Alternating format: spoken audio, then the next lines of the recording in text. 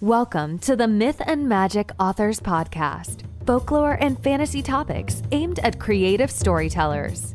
To write stories and challenge your brain with exciting ideas, delve into these presentations and reflections. See how fantasy realms are based on actual world history, legend, and lore. Study fairy tales, nature fables, and supernaturalism to engage in a jumble of concepts that will trigger your fancy and get you writing imaginatively.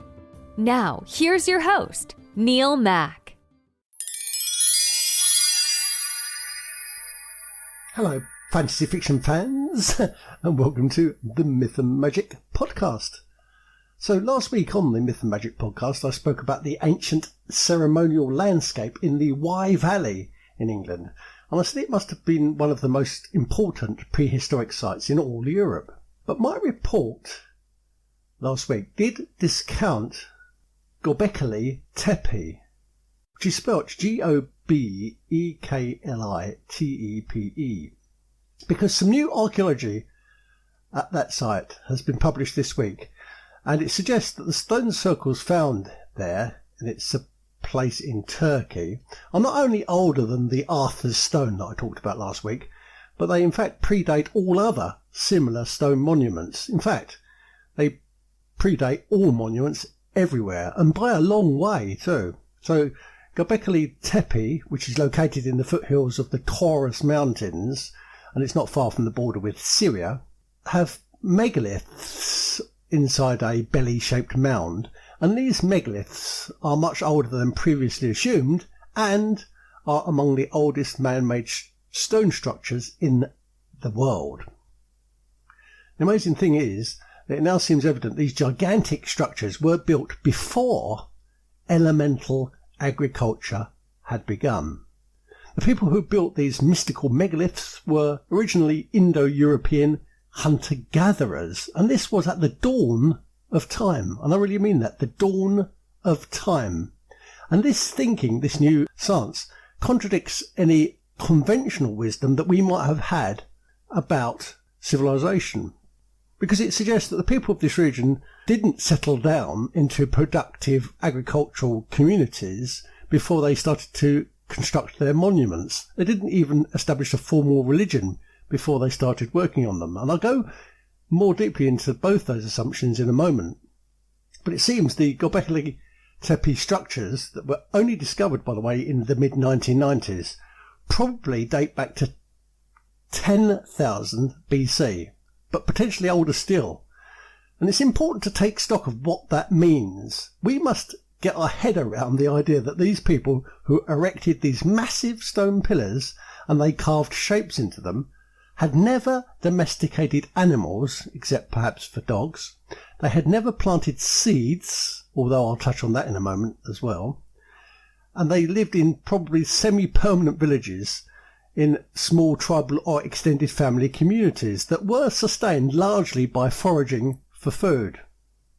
Though, for at least some part of the year, when they didn't need to follow the herds of migrating cattle, and incidentally those herds probably provided them with much of their clothing, their shelter materials, their bedding, their food and their tools, when they weren't doing that, they were building this monument, Göbekli Tepe. It might be convenient, I suppose, to picture these people as being similar in appearance and in habit to our Hollywood idea of how Native Americans must have lived before the Europeans arrived. Although we know even Native Americans did grow beans and they dried maize, so they did have some kind of rudimentary agriculture. They even kept some livestock. The first people to populate what we now call the Fertile Crescent, and it's a crescent-shaped lump of land in the Middle East where civilization began, had no agriculture. Don't forget, these people existed before the invention of the potter's wheel and before the invention of any wheeled movement of any kind. So they didn't have any pulleys and chains to lift up their huge stones, because pulleys require wheels. This was a time before bronze and before iron.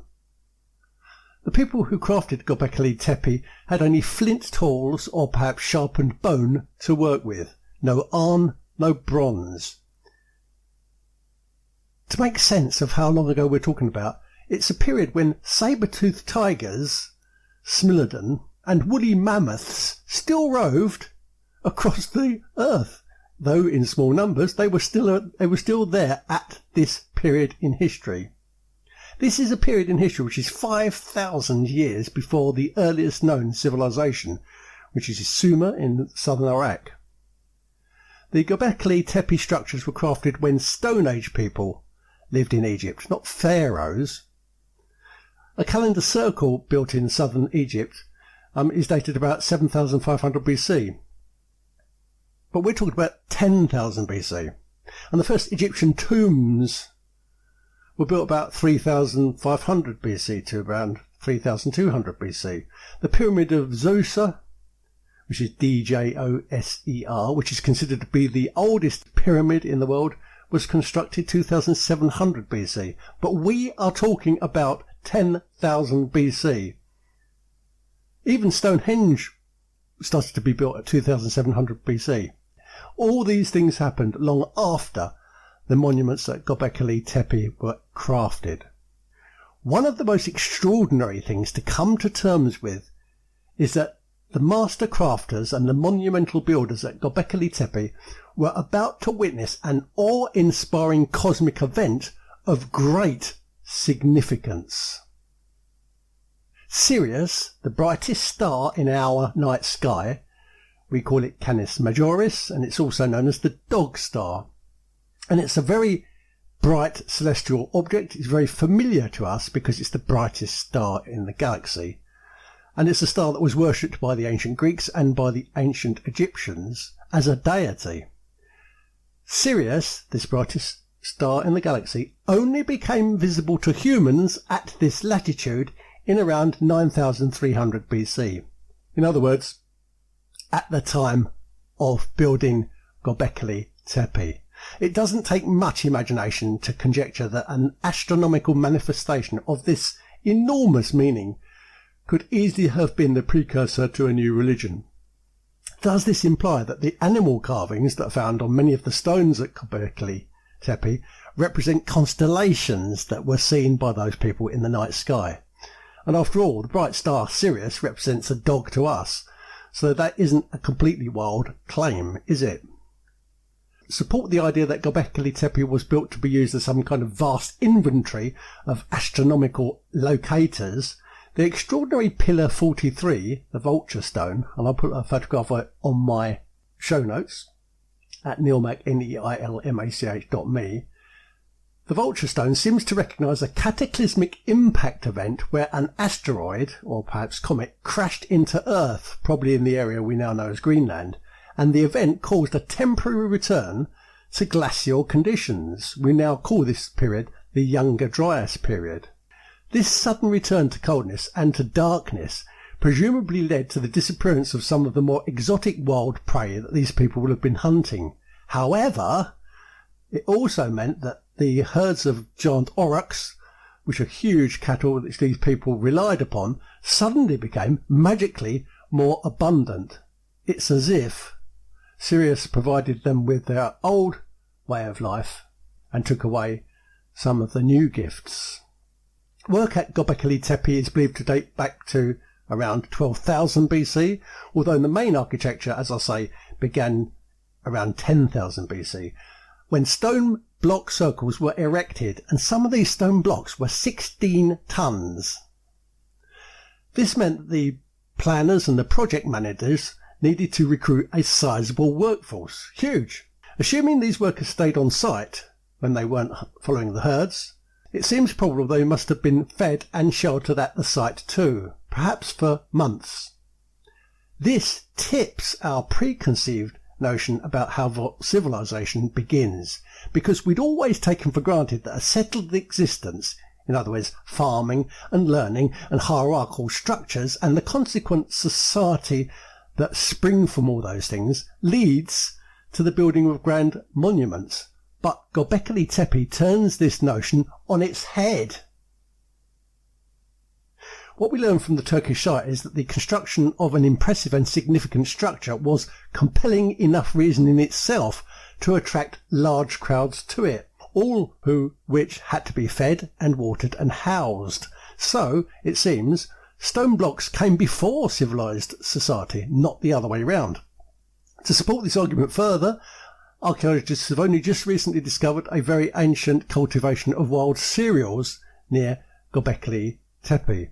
All this happened over a very long period of time, and the project must have attracted large numbers. So it's reasonable to speculate that these people, over centuries, also learned to grow and to conserve and to distribute food. This would have required records people and intermediaries and dealsmen, and probably an overseeing priestly class who had to plan the works and the logistics. Surveys suggest there are at least 20 stone circles at Göbekli Tepe, built at different times during prehistory, and this ongoing on-off work was an enormous undertaking that must have occurred over countless generations. So we might conjecture then that grand building on this vast scale jump-started civilization.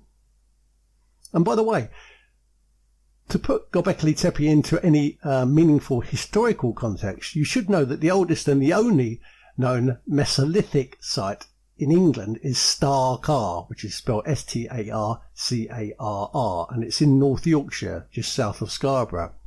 And at this site, stone tools and artefacts have been found, and they've been preserved in peat. There's some evidence of post holes that's also been found there, and this indicates that the people who lived there must have lived in wooden teepee-like structures. And since remains have been found of hunted animals, it's safe to assume that the people of Starcar in England followed herds of red deer and also elk and aurochs and even wild boar, much the way that Göbekli Tepe people did. They lived in the area round about 9,300 to 9,275 BC. So also these people must have witnessed the spectacular emergence of Sirius the dog star in the night sky. But there, Göbekli Tepe, and how this amazing structure turns our idea of civilization on its head.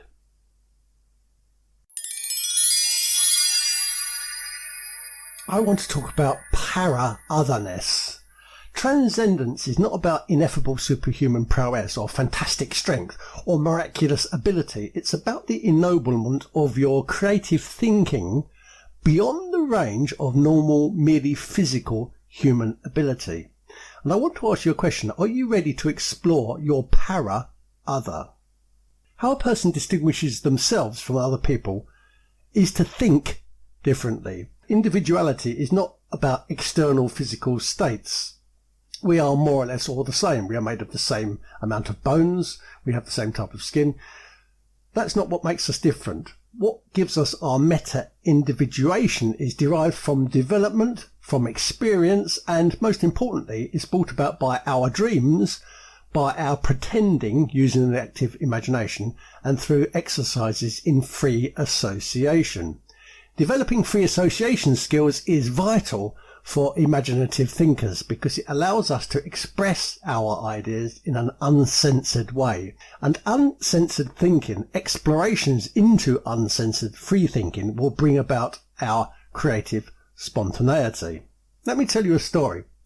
While I was working in London's East End, I was occasionally called to come in to the office at weekends. One of these Sunday mornings, I waited for a train at my local railway station. And in the United Kingdom, by the way, they operate what they mischievously call a restricted service on Sundays. And just after I had stepped onto the footplate of my train that I'd waited for over half an hour, and which I hoped would take me on to the city, the announcer said, over the intercom, "Passengers who have just boarded are advised this train will not necessarily go where you want it to go, nor stop at the destinations you want it to stop at." I fleetingly imagined the train stopping at Timbuktu or Machu Picchu. After all, the announcer hadn't exactly ruled out those places, though to be fair, he hadn't ruled them in either. So stopping off at one of these seemingly impossible, fantastical stations was just as likely, I figured, than stopping off at London, which is where I actually wanted to be heading. Anyway, you'll be pleased to know that I finally did arrive at my place of work an hour later than I'd previously hoped. And you also will be disappointed to learn that I wasn't taken to Machu Picchu or to Timbuktu along the way. When a work friend asked me how my trip to London had gone, because as he reminded me, it's always horrible on Sundays, I told him that, to be honest, it was a little bit Schrödinger-y. My friend, who has a similar quirky sense of humour to me, said, "So your train was a quantum paradox, was it?" "Yes," I told him. He chuckled. "Very good. We'll leave it at that." A person's flow of thought often turns into a predictable, interconnected sequence of factors and influences. So a thought stream, even a creative person's thought stream, can become consistent. It can become unexciting. It can even become formulaic if you're not careful. It's as if you're constantly getting on the same train of thought every day for every one of your projects. For some people, bold and underivative thinking will become an impossible challenge because they can never imagine their thought processes would ever take sudden, unexpected detours. To understand what I mean by this and to explain the flow of thought as an impediment to creative thinking, you must imagine your normal train of thought behaves like a long line of railroad cars. The factors and elements of your notions, all your decision-making components, are connected to one another, each to the next, consecutively and in a linear fashion. This conceptual train of thought will definitely take you somewhere, but it will never take you to those extraordinary places that perhaps you wanted to go to or dream of. This train of thought will never take you to Timbuktu or Machu Picchu. It won't take you to a dragon's lair or a gigantic space station or to a theme park populated by dinosaurs or futuristic cyborgs. So that's why you need to learn to interrupt your regular train of thought. If you want to be a passionate creator, and I'm sure you do, you'll have to step out of the carriage every now and again and enter a new spectrum of possibilities. To do this, you'll need to cultivate non-judgmental curiosity. And for some, this won't be easy. Our thoughts are often immobilized by prejudices and by rigid thoughts and by biases. Fostering curiosity without judgment is going to be more difficult for some than for others. So here are 3 ways that I think you can overcome your natural inclination towards self-criticism. And you will need to accomplish these if you are ever going to step off the train of regular thought. I hope you don't mind, but I've dismantled Freud's theories on the development of free association skills, and I've redesigned his proposals to suggest these 3 ways to break the thread of thought. I'll do my best to explain all 3 ways to you, and I apologise in advance to any qualified psychoanalysts out there who might be shocked and dismayed by my egregious reorientation of the great man's thoughts. But here goes. This is how to get off the regular train of thought. Number 1, be someone else. Imagine that you're viewing the journey from somebody else's perspective. This other perspective could be the point of view of a colleague, the point of view of a relative, or the points of view of many people in your audience. And if you are an author, that will be your readership. Or it could be the perspective of a completely unfamiliar character. For example, I once saw a video of a cat travelling regularly on the Docklands Light Railway. The cat got on the carriage of a train at his home stop, and he stayed by the door for 3 stops and then he alighted. He did this every morning. What decisions occurred inside that cat brain that caused the animal to get off the train at exactly the same place every day? And why did he take the train? What was he expecting when he got to his destination? And how did he learn that behaviour? And are you willing to think like a cat? Become somebody else and see your journey from a different perspective. Number 2, become your own shadow. Most of the time, hopefully, you know yourself well enough to be sure of what you want, be sure of what you desire, and be sure of what you need. If that's the case, then it must also be the case, ipso facto, that you'd recognise the outcomes of things you certainly don't want, or don't desire, or don't need. You'd recognise things you don't like if you ever encountered them. So, for example, I personally wouldn't like to go to a soccer match, so that's why I don't go. The reason I wouldn't like to go to a soccer match is because I don't enjoy disorderly crowds. I'm bored by thuggish and drunken sports fans, and I genuinely think the sports action on the field is tiresomely slow. But could I become my own shadow? Could I imagine going to a sports fixture like a football match as my shadow? Could I turn all these possibilities around in my mind and create a shadow persona who is exactly the same as me, except all of his wishes and desires are reversed? So, the shadow me loves going to soccer matches. Why? Because he likes being with his mates, even if they are a bit disorderly. He likes the feel of being threatened. He likes the excitement of it. He likes the moments when it gets quite tiresomely slow on the pitch, because that's when he can go and get some more booze and get tanked up. This you might call symmetric creativity. It's a type of contemplation. I call it mirror wandering, but become your own shadow. And number 3, tap into your censored self. Sometimes our ego gets dangerously threatened by external forces.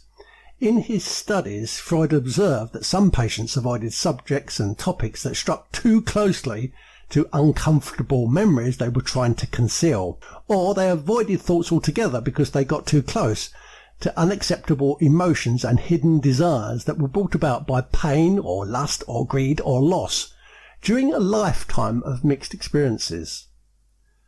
Some folks talk about repression and about repressed feelings, but repressing our feelings is just a sensible defense mechanism that allows us to get on with our daily lives without being continually pestered by thoughts that would inevitably cause us more worry and more upset, and it would throw a spanner into our neatly arranged lives.